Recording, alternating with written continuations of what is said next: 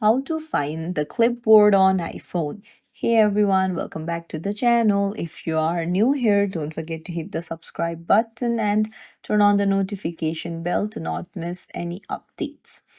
So it's really simple to find a clipboard on iPhone. You need to head over to Shortcuts app. This is the built-in iPhone app. You can easily download it from the App Store. Now go to Library and then at the very top you'll find search bar and search for a Just Clipboard. So you can just tap on it and then you can find your clipboard contains here.